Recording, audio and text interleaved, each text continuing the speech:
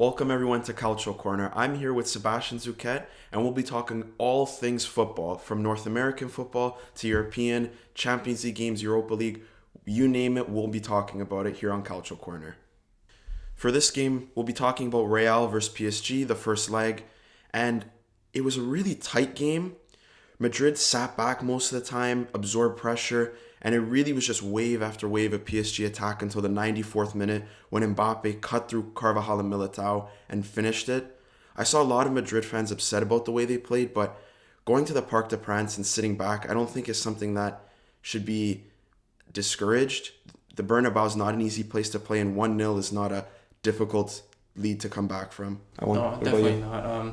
I think in the second leg, Madrid are going to have to push up a lot, which leaves a lot of space for, Neymar, Di Maria, Messi, Mbappe, whoever's playing, which is going to be quite dangerous. But I think it was a tight game. I think a lot of people had Madrid taking over PSG because of the way PSG had been playing in maybe the group stage or even in the league. That poor league form, they got a bit lucky in the league, honestly. And they've had a pattern of late goals. Listen, they had 17 points in the league from late goals, and now they have Mbappe with that beautiful finish against Courtois. But Messi did miss a penalty, which it could be crucial in the tie if things get turned around, if Madrid can turn it around. Yeah, for sure. That Courtois save on the penalty was unreal. Like, everyone wants to blame Messi for that, but that's just an unreal save from Courtois at the end of the day. But again, PSG, they looked determined. This was a different PSG. They had the one game against City where they were played off the park at the Etihad. They had the game where they played City in France and they played them off the park. The problem with PSG is you don't know what you're going to get. You could have a front three of Neymar, Mbappe, Messi that look engaged. They want to press. They want to create. And then other times it just looks like three individuals playing. And there's no flow. There's no creativity. So that's, I think, what can give Madrid hope. They're a consistent team. They have to bank on the fact that if PSG will come and play. If they don't play, I think they'll easily have a chance of winning at home. Yeah, and honestly, you have a team full of superstars, so that's not going to help all the time. We've seen it a lot of times in the past. But I think when it comes to the Champions League this season, PSG want that Champions League. They spent so much money. They've built that superstar team. They want it bad, so I think they're going to come to play. Madrid should be worried, though. Especially with Marco Verratti in the midfield. What a performance. He's just incredible, honestly. He had everyone just in his pocket. Yeah, he had a great game. He had that Madrid midfield, Kroos, Casemiro, Modric. He had them on strings. It was pretty much a one-man midfield. Pereira and I believe Idrissa Gueye was in that midfield. They didn't do a whole lot. It was pretty much Verratti carrying that whole midfield from start to finish. Yeah, he's different gravy. Yeah. He fit in gravy. Yeah, he was good. And for the next game, we're going to talk about Inter-Liverpool, where Liverpool won 2-0 in that game. So for this game, Inter-Liverpool, it was really one-sided for most of the game, in my opinion. I thought Inter took the game to Liverpool. Liverpool, for me, were second best. Inter just did not have enough quality. Like, you had a 35-year-old Dzeko trying to run him behind. Obviously, that clip went viral of him getting caught on a break with Van Dijk. But it was more just like the final ball, the final finish, the runs in behind. They were just slow. Like that attack, they could not expose that high line of Liverpool, who, for me, they look complacent. Like, they're playing a really high line, and they kept getting caught out, and they kept doing it and doing it and doing it. If Inter had a bit more pace, a few more options on the bench, I really think Inter would score at least one or two more goals in that game. Well, missing Barella didn't help at all. Yeah. Honestly, he's like their whole midfield. And they had a few chances. Çalhanoğlu, if he took his chance, hit the bar. But, he missed, and, that's all right for me. But, I think in the second half, Liverpool, the constant crosses, Inter just couldn't deal with it. Yeah. And Handanovic just couldn't deal with it. That Firmino header was really nice. Yeah, I thought Handanovic should have done better, though. Yeah. I know a lot of Inter fans do not like Handanovic, and I can see why. It's just he's slow. You can see the age is really getting to him now. 36 now? Yeah, 36. Obviously, they got Onana. He didn't have a great AFCON, but Handanovic, I think, really let them down. And it kind of was the same players like Vidal. You could start to see his age. He was very rusty. He doesn't play a whole lot for Inter. And yeah, that Barella miss was... Him not being there was a key miss. But I thought the separating factor was the bench. Like, Inter bringing on Gagliardini, Ranocchia, Sanchez. Yeah, and late as well. They bring them on at 87th minute. They're already down 2-0. That was, in my opinion, Inzaghi just trying to do damage control, not trying to let it get out of hand. But Liverpool then bring in Firmino. They bring in Luis Diaz. Yeah, they bring in Naby Keita. Like, that's close to 100 million pounds worth of transfers. And Inter bring in... The quality is just... Yeah, the gap is so different. Yeah. Even with Barella, it's going to be a huge task for Inter. But, you can say that they should feel proud of the way they played. But I think Inter are going to really regret some of the misses they had in that game. I think they should have had more in that game. Going to Anfield in the next game is just daunting because it's Anfield on a Champions League night with Mo Salah in form. He wants revenge from that AFCON. He just wants to win everything. And Mane as well. Firmino just pops up in the Champions League every year. It's hard to stop. Salah, what is it, 8 goals now? Tied for the record for 8 straight away games in the Champions League. I'm pretty sure, yeah. Yeah, he's unstoppable, honestly.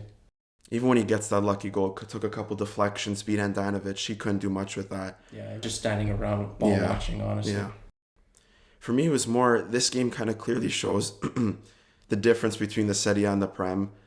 Inter first place, well, not anymore, but they were at the time in Serie A, but just the money disparity is very, very big. Inter just do not have the funds, even with the really good winter market that they had, getting Onana, who's coming next year, but more the summer, where they got Dzeko to replace Lukaku, Dumfries to replace Hakimi. It's not enough. They don't have the same quality off the bench that Liverpool do. They can rotate, they can influence the game in different ways. It's just a different level. Yeah, definitely. Is Gosens going to be fit? I think he will be. That was another miss. That's a big difference. Instead of Perisic at that wing back there, Gosens is really good. We saw him in the Euros against Portugal. His quality is up there. Yeah, he's one of the highest goal scoring wing backs in the entire world now. Perisic did have Trent on strings all game. He was terrific, 2-footed, putting crosses with his left and right. But just Gosens has that different ability. He's more used to that position. Yeah, and he's not like 33 or 34. No, but I think Perisic did do well. Perisic is a good player. Yeah, I thought Trent wasn't very good in that game, but Gosens just different. His late runs into the box, he just offers a different perspective in the final third. He can head balls in. He makes good runs, and he's just better on the ball, in my opinion. We saw with Atalanta in the many, many years where they led the Serie A in goals. Yeah, for sure. And on to the next game, we're going to discuss Atletico and Manchester United. So now for Man U Atletico, this was, in my opinion, a very boring game, very sloppy, misplaced passes all over. Everyone knows Atletico struggling to beat, or actually losing to Levante. It's two underachieving teams. Yeah, they've both been very, very poor. The quality wasn't good. It looked like Atletico were going to turn the tide and show some of their Champions League prowess, I guess you could say, when Felix scored early. But then again, just sitting back. They have a Man United team who's in shambles. They had them on the ropes, and Simeone sits back. João Felix was their only bright spot in that game. He was doing everything, scored the goal, creating chances. His ability on the ball was unreal. He needs to be freed from that team immediately. They are holding that guy back tremendously. He needs to be in a more possession-based technical team. Yeah, them defending, parking the bus every week, they've always done with Simeone. It's just not helping Felix at all. But the goal was nice. Yeah. The cross from, was it Renan Lodi? Renan Lodi, yeah. Van Persie-esque goal off the post, and then that was an incredible header. But of course, Harry Maguire marking you is just going to happen. Yeah, he was pretty much running with him. He did nothing to stop that. But United in general... behind him. Yeah, he was terrible, and he continues to be. United were just very poor. Lacking service for Ronaldo. The decision making was just bad. Rashford, you see that shot? He just sent to Rosed. Bruno Fernandes just picking up very bad spaces, giving the ball away a lot. I think he got dispossessed over 20 times. He lost possession. It's just really, really bad. I know he wants to take risks, but in a game like that, that's what all the fans are looking for. I understand the goal and assist type player he is, but in a game like that where they're sitting back, he's got to be in between the lines. He's got to be creating space for his teammates. He's just not doing a whole lot. He keeps trying to run in behind, but there's no space there. He's got to be in between the lines. He's got to play like a natural number 10. He's not doing that. So there's just this massive space in between the midfield and defensive Atletico, and it's very easy for them to defend because it's just balls to the wing, they cross it in, and they're not getting any service from Shaw. Lindelof, who is good with his feet, but not a fullback, and you saw it. He didn't really offer that much going forward. So it was very easy for Atletico to defend it. Well, United aren't going to win games when they only have one shot in the box, and it was a goal, but still, you have 90 minutes. One shot in the outside in the box is not going to work. And against an All Black who has been really, really bad. Like, he has been on a free fall in terms of what he was. Yeah. They're both going down the same country. Everybody's both going down. But Ragnick, it's going to take him a lot to get the best out of this team. Finishing wise, not good. Creating chances. In this game, especially, it looks like the continued struggles against low blocks, struggling to beat low blocks down, continue to be United's problem. It's players that they just don't have natural wingers. Like, Sancho's picking up the ball, he's doing well, but then you have Rashford, who's a striker, and he's just constantly going for goal, poor decision making. He doesn't look like the same player as he did in previous years. Lacking confidence. Yeah, he looks shot for confidence. I think Elanga should start over Rashford in the next leg. I think he should. The thing is, he's not as technical, but he does the things off the ball that a good team needs. Like, he picks up good space, he presses well. He might not be the most technical, but he does a lot for the team, which, to be a good team, you need to have a few players that are role players that do well for the team to help the other players. Because obviously, we know Ronaldo isn't going to press as much. So you need someone like Elanga that might do that extra bit and is willing to do it. He's young and determined. He wants to prove himself to everyone. After that penalty miss against Middlesbrough, maybe he's lacking confidence. Then he got that goal against Leeds and now against Atletico. So I think he should start at Old Trafford for the second leg. Yeah, I agree. So I agree as well. I think United will probably take it because Atletico have just been so poor, but it doesn't really say a whole lot about United if they end up winning in the second leg. It just more shows that Atletico aren't very good, and United luckily got through.